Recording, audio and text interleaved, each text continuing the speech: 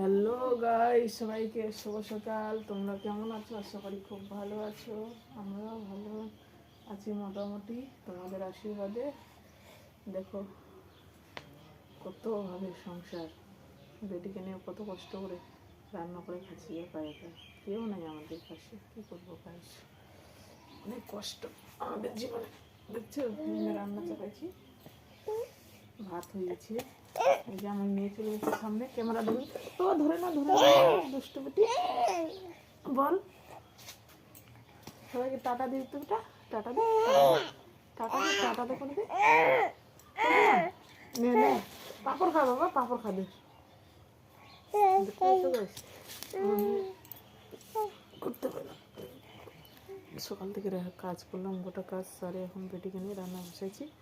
দেখতে পাচ্ছ ভাত হয়ে গেছে, এখন ডিম ভাজা যাচ্ছে। ডিম আলু দিয়ে ডিমের তরকারি আর পাঁপড় ভাজা, কিচ্ছু নেই আর। ওই যে ডিম ভাজা রাখছি, দেখতে পাচ্ছ চারটা তরকারি ফুটছে, ঝোল ফুটছে। তারপরে ঝোল ফোটা হয়ে গেলে ভালো করে ডিমটা যে ভাত মার করতে দিচ্ছি। মানে আমাদের ছোট্ট সংসার, ছোট্ট আয়োজন। অনুরোধ করছি একটু সবাই সাপোর্ট করো, পাশে থেকো, ভালোবাসা দিও, ঠিক আছে? যদি ভালো লাগে সাবস্ক্রাইব করে দিও চ্যানেলটাকে। দেখতে পাচ্ছ আমার মেয়েটা কী করছে, অনেক কষ্ট করে।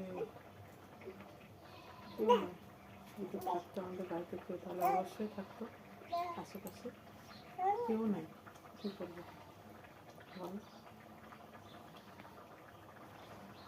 এটুকু নিয়ে রান্না হচ্ছে, চলছে আমাদের রান্না। ঠান্ডা প্রচুর, মাটিতে রান্না করছি।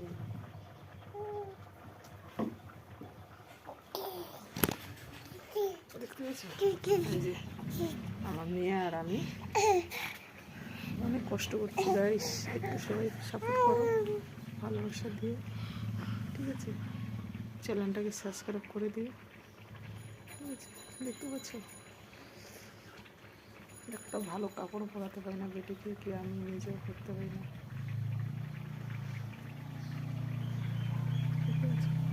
এই যে তরকারি করছে,